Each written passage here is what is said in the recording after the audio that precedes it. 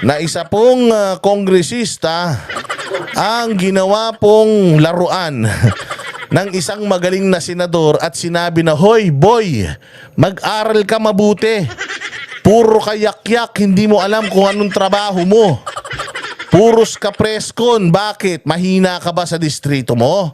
O eto, pakinggan natin itong maling balitang ito at sana wag kayong maniwala dahil hindi po totoo ito.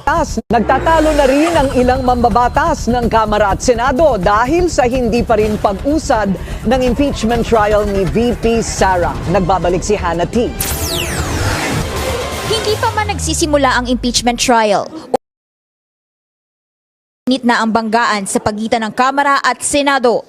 Pinuna ni House Deputy Majority Leader Paul. Hoy, yung mga mababait na mga kaibigan natin sa Kongreso, silang mga righteous at sila pong mga santo. Ito pong mga ito ay bawal po ninyong kagagalitan, bawal po ninyong kinu-question. Dahil pag inyo po silang kinwestiyon, lagot kayo. Sorry o contempt. Yun lang po ang pagpipilian ninyo. Kaya wag kayong magagalit sa kanila, mababait yang mga yan, mauhusay, magagalang, mahal ang bayang Pilipinas, talagang lahat ng kanilang mga very transparent etong mga ito ha. Oo, so wag kayong maniwala sa balita na ito kasi ako nagbalita eh. O pag iba nagbalita maniwala kayo pero pag ako wala akong kwentang tagapaghatid ng chismis. Lo Ortega ang upper chamber dahil hindi pa raw tinatalakay ang articles of impeachment laban kay Vice President. Nakagagat sa lahat. Ito tanong lang bumigay na ba talaga si Kong? Parang hindi naman tinitignan ko siya kanina, hindi lalaki naman siya, lagi siya nakasumangot eh. Ganun siya. Hindi ko naman alam kung parang bumigay. Sabi kasi nila bumigay na daw. Hindi naman siguro. O baka nagkataon lang yan. So ito nga sinasabi nito ni attorney ni Congressman Ortega na kaya nyo palang mag-hearing ng in aid of legislation Bakit itong impeachment ha? Hindi nyo kaya. O bakit ganon? Bakit ganyan? Wala pala kayo President Sara Duterte. Ani Ortega, kung may oras daw para mag-hearing ang Senado sa gitna ng break nito, dapat ganun din pagdating sa impeachment, sang-ayon sa konstitusyon. Yun naman pala So bakit nga naman? Oo nga naman, tama nga naman si Congressman. Kaya nyo naman na palang mag-hearing. Bakit hindi nyo pa simulan yung impeachment ha? Ano bang inaantay nyo? Ano pa bang inaano ninyo? Teka lang, ano ko lang ha. House Deputy Majority Leader Paulo Ortega, gusto ko lang pong malaman, ba't po kayo nagmamadali? Birthday nyo rin po ba? Lalambot ba yung Shanghai? Kayo po ba si Torre? Para kayo nagmamadali Tanong lang tanong lang yun. O kasi si Torre, nagmamadali siyang maaresto si Pangulong Duterte. Ito naman si Ortega, gusto na ng impeachment kagad. Walang due naman nagmamadali kayo masyado hindi kayo makapaghintay. Bakit? Mahina ba sa distrito? Baka matalo ka? Hindi, malakas ka dun. Ang galing-galing mong congressman imposibleng matalo ka sa distrito mo.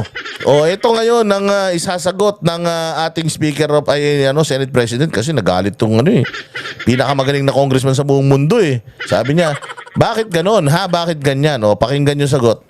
Pero buwelta ni Escudero, mag-aral pa raw si Ortega. Wala ka pala Mag-aral ka muna. Sabi ni Cheese mag-aral ka daw muna. Marami kang kuda ka ng kuda, daldal ka ng daldal. Pero hindi mo naiintindihan yung pagkakaiba ng mga motopropyo hearings at saka nung impeachment proceeding. Malaki pagkakaiba nun. Mag-aral ka muna. Ay, grabe. Grabe naman to si Chis Escudero. Sinabihan mo na nga yung PCO-USEC na pabayaan natin. Patawarin na natin. Bago lang siya. Hindi naman niya kasalanan. Pag bago kasi tanga talaga. Pabayaan muna natin siyang mag-evolve, mag-mature sa kanyang posisyon. Huwag niyong i-judge kagad, kakaupo lang. Tapos ngayon naman, isang magaling na congressman na napakahusay, matalino at talaga namang walang problema sa buhay. Sasabihan mo, mag-aral ka muna. Ano yung bobo? Ayun ba sinasabi mo, bobo si Ortega? Masama ang tabas ng dila mo Chis Escudero Pwede raw ang motu proprio hearings sa Kongreso kapag nakabreak. Di gaya ng impeachment proceedings na kailangang isagawa hanggat hindi nagsesesyon. Pero mas matindi ang banat ni Escudero. Hindi pa nga nag-uumpisa ang paglilitis. Mukhang pinapahina na raw ito ng Kamara. Ako, ba't nyo naman pinapahina? Hoy, ikaw Chis Escudero, may datos ka ba? May datos ka? Meron ka bang under oath ba yan? Ano ba, hiniring ba? Sinasabi mo ba yan? Resulta ba ng hearing ng ano yan? Ng Congress yan? Kung hindi, fake news ka Ikaw, Chis Escudero, ayusin mo yung mga pagre-react-react mo Wag na raw magdagdag si Ortega ng dahilan para sa opposing party na questionin ang proceedings at masabotahe ang impeachment case.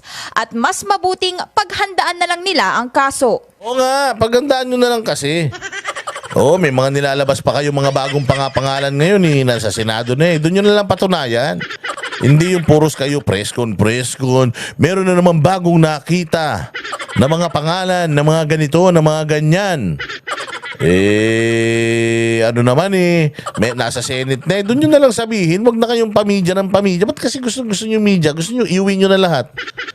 Iuwi nyo lahat ng mga mic ng mga media para kahit na sa bahay kayo, nakapag-press con kayo. Pero ikaw, Chis, masama ang tabas ng dila mo Mabait yung mga taga-Congress. Hindi naman siguro ganun.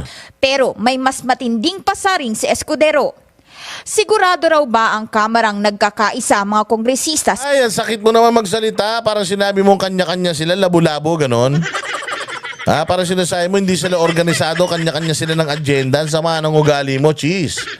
Hindi tama yung tabas ng dila mo na sinasabihan mo yung mga magagaling na mga kongresista na kanya-kanya sila at kanya-kanya silang kaipalan. Hindi pa pwede yan Hindi pa pwede. Saan ba nag-aaral mga anak mo? Baka mamaya sa Switzerland nag-aaral yan Oo, walang masama magpaaral ng walang masama magpaaral ng anak sa ibang bansa. Lalo na kung ang sweldo mo mga 250,000 a month lang. Tapos yung pinag-aaral mo doon ng mga anak, ang lalaki ng gastos, milyon, buwan-buwan. Oo, ikaw talaga Sa impeachment case na ito. Dahil satisfied naman daw si House Speaker Martin Romualdez sa mga naging aksyon ng Senado. Lalo na mag-inspeksyon si House Secretary General Reginald Velasco sa Senado bilang paghahanda sa paglilitis. Nakatakdang mag-resume ang sesyon sa Oo nga naman. Okay naman Speaker, di naman nagmamadali si Speaker. Sabi naman ni Secretary General, ayos naman daw at binibigyan niya ng magandang comment itong Senate dahil ready na daw sila. O bakit biglang dito kay Paulo Ortega biglang parang ayaw niya? Gusto niya siya ang bida. Siya ang laging may news bites gano. Hindi totoo 'yun Hindi totoo 'yun. Sinabi ko lang 'yun pero fake news 'yun. Hindi totoo 'yun. Inaisip ko lang 'yun. Mali 'yun Huwag kayong naniniwala sa mga sinasabi tsaka naiisip ko. Ako lang ang may gusto nito, kayo hindi Nanood lang kayo, nakinig lang kayo, nag-like, nag-share lang kayo. Pero sa totoo lang, ayaw nyo naman talaga nung sinasabi ko at hindi nyo dapat pinaniniwalaan yan baka naman mamaya yan. Pagkamali kayo. Eto.